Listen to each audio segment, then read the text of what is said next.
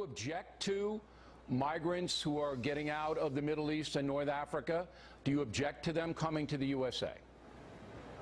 I hate the concept of it, but on a humanitarian basis with what's happening, you have to. You know, this was started by President Obama when he didn't go in and do the job when he should have, when he drew the line in the sand, which turned out to be a very artificial line. But, you know, it's living in hell in Syria. There's no question about it. They're living in hell. So you would have intervened. All right. I don't know how that's going to fly. Joining us now, Roger Simon. He's back from his holiday. Co-founder of PJ Media and award-winning novelist. Check him out at pjmedia.com. Hello, Roger. Hi, Steve. All right. No, I have mixed feelings about that because the situation is very scary, and it's called the decline of the West. Yeah, well, you know, yesterday we had Tom Tancredo on. We're on the brink of it. Europe, I mean, I was just on vacation in Europe, and you could smell it. Well, Tom Tancredo was with us yesterday, and he said Europe is stabbing itself in the heart with a dagger.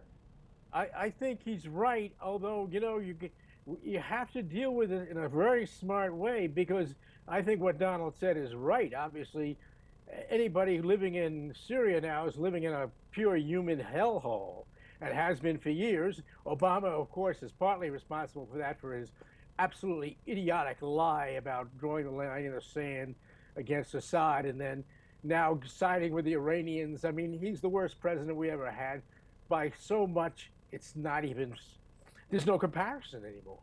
But, you know, we're stuck with it. And let's hope that whoever comes in next does a little bit better job, because that person is going to have to be the greatest commander-in-chief of all time. No, absolutely. But, you know, the danger here, and let's talk about the difference between Ben Carson and Donald Trump. Now, not specifically talking about this, these Syrian migrants, but on the issue of deportation. Carson, who has really not said anything bad about Donald Trump, and it's worked both ways, has now said that he doesn't buy into Trump's immigration plan. Well, I think actually that Carson is factually correct. I mean, if there are 12 million and upwards people, we're going to have to buy more buses from the Chinese than even exist to get these people out of here. So some other approach has to be taken, and I think that Carson would agree with Trump on a much stronger wall and border security. That we have to do. But trucking 12 million people out of this country, I mean, that's like an undertaking that probably dwarfs D-Day. Yeah, well, it would be an undertaking, that's for darn sure. What do you make of Hillary's, you know, going from "I have nothing to apologize for" to yesterday saying, or the other day saying she's sorry she used one instead of two? She's the biggest liar in the history of America. And it's not, I mean, you know, everything William Safire said about her back during Watergate, she's a congenital liar. Yep. She's a congenital liar. I mean, what she is scared blankless at the moment because her poll numbers are tanking. So she's doing a whatever hangout or limited hangout in Watergate parlance she can do. I mean, it's a disgrace that she's even up for the nomination, and any Democrat listening to this thing should be ashamed of him or herself. She's also a disgrace to women. I mean, if women want that big-time liar as their first presidential nominee, they're bloody out of their mind. You know what I would pay to see? I would really pay to see it. Carly Fiorina debating Hillary Clinton, which is never going to happen.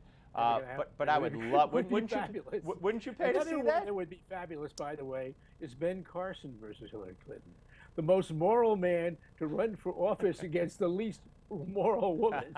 What are you looking? It would be like absolutely biblical. What are you looking for in the final minute that we have remaining? What are you looking for in the debate next week? As I wrote on the Diary of a Mad Voter today, I auditioned for Commander-in-Chief. That is what we need now, a commander-in-chief, someone who can deal with this global civilizational war. I mean, people can forget about, you know, who's signing marriage licenses in Kentucky. That's pretty trivial. Right now, it's Western Civ. Stick to it.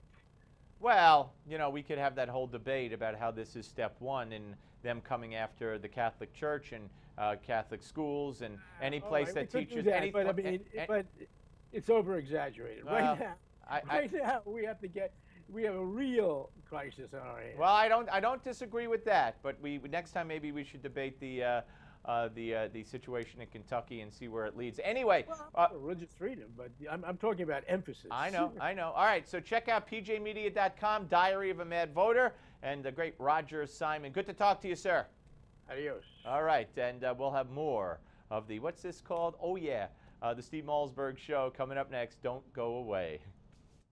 Hey, folks, Ben Carson has risen 13 points up to 18% in the latest national poll. He did that in 1 month. He's got a great new book out called One Nation, and you can get your copy absolutely free from Newsmax by calling the number on your screen and going to the website newsmax.com/Ben. Call 800-655-7567 and get the great book by Ben Carson.